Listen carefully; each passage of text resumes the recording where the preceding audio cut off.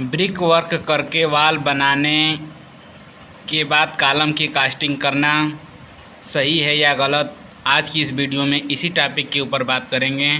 तो चलिए वीडियो को स्टार्ट करते हैं।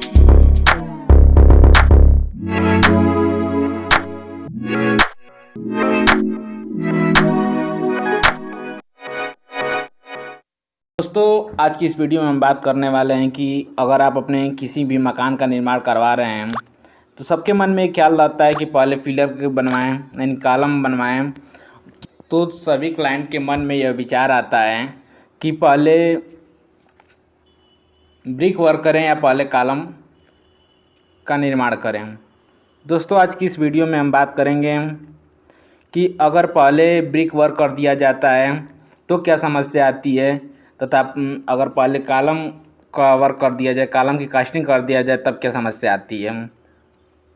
दोस्तों, अगर हम पहले ब्रिक वर्क कर लेते हैं, उसके बाद जब हम कंक्रीट की कॉलम की कास्टिंग करते हैं तो सबसे पहले जो हमारी दिक्कत आती है कि उसके जो ब्रिक है और जो कंक्रीट है, दोनों के बीच की जो बॉन्डिंग है वो अच्छी से बध पाएगी कि नहीं बध पाएगी। दोनों के बीच जो बॉन्डिंग होगी मजबूत होगी कि नहीं होगी। दोस्तों, आपको हम बताते चलें कि अगर आप पहले ब्रिक वर्क करा लेते हैं, तत्पश्चात कॉलम की कास्टिंग करते हैं, तो आपको प्लाईवुड की आवश्यकता ज़्यादा पड़ेगी। आपका जो फ्रेम स्ट्रक्चर बनाया जा रहा है वो उतना मजबूत नहीं होगा। जब आप कॉलम का कास्टिंग करेंगे तो उसके अंदर जो क्यूरिंग की जाएगी, पानी क्यूरिंग की जाएंगी, उससे जो पानी होगा उसके अंदर का, वो ब्रिक जो होता है वो एब्जॉर्ब कर लेगा, जिससे आपकी कॉलम की स्ट्रेंथ कम हो जाएगी। तथा जब आप कॉलम की कास्टिंग करेंगे और उसमें जब आप वाइब्रेटर चलाएंगे तो आपका वाइब्रेटर सही से यूज नहीं कर पाएंगे, जिससे कि आपकी कॉलम की स्ट्रेंथ कमज़ोर हो जाएगी। तथा जो दीवार होगी, दीवार में भी हनीकॉम्ब की समस्या देखी जा सकती है। इसलिए हमारे हिसाब से, हमारे मानने के हिसाब से आपको सर्वप्रथम कॉलम की कास्टिंग करना चाहिए, तत्पश्चात ब्रिक वर्क का कार्य करना चाहिए। आइए अब हम इस टॉपिक पे बात करते हैं कि अगर आप पहले कॉलम की कास्टिंग कर लेते हैं, उसके बाद आप ब्रिक वर्क कार्य करते हैं, तब क्या क्या समस्याएं आती हैं।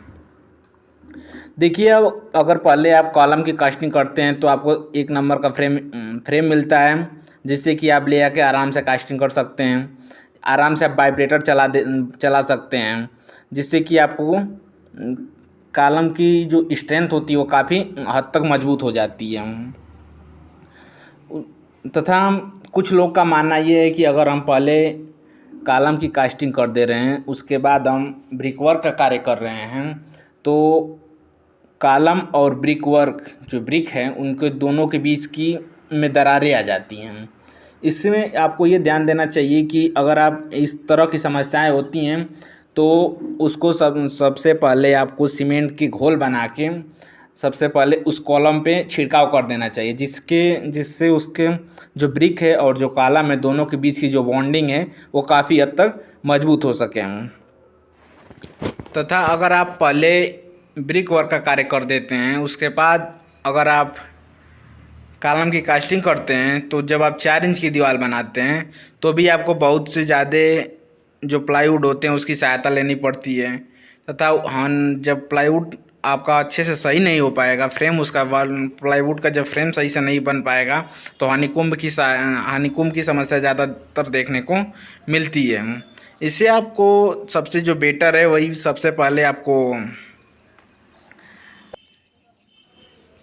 पहले आपको कॉलम की कास्टिंग करनी चाहिए, तो उसके बाद ब्रिक वर्क करना चाहिए। अगर आपको डर है कि दोनों के बीच में जो जॉइंट है वो अच्छे से मजबूत नहीं होगा, तो आपको हथौड़े के सहायता से थोड़े थोड़े छिद्र कर सकते हैं उसमें कॉलम के ऊपर, जिससे कि दोनों की जो मोटार की बॉन्डिंग बनेगी, ब्रिक और कॉलम के बीच की जो मोटार लगेंगे उसके बीच की जो बॉन्डिंग होगी काफ़ी हद तक मजबूत हो सके, जिससे कि आपको इन फ्यूचर दोनों के क्रैक्स की संभावना जो देखने को मिलती है इन फ्यूचर, वो देखने को न मिले।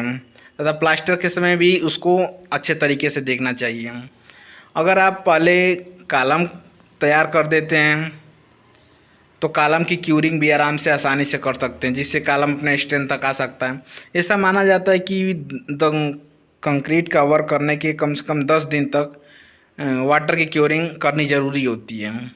अगर आप पहले ब्रिक वर्क कर लिए हैं तत्पश्चात आप कॉलम बनाए हैं, उसके बाद कॉलम की क्यूरिंग कर रहे हैं, तो जो कॉलम की क्यूरिंग करेंगे उसका ज़्यादातर पानी आपका ब्रिक सोख लेगा, जिससे कि आपको जो ब्रिक जो कॉलम है उसको स्ट्रेंथ उतना नहीं मिल पाएगी जितने की वो हकदार है।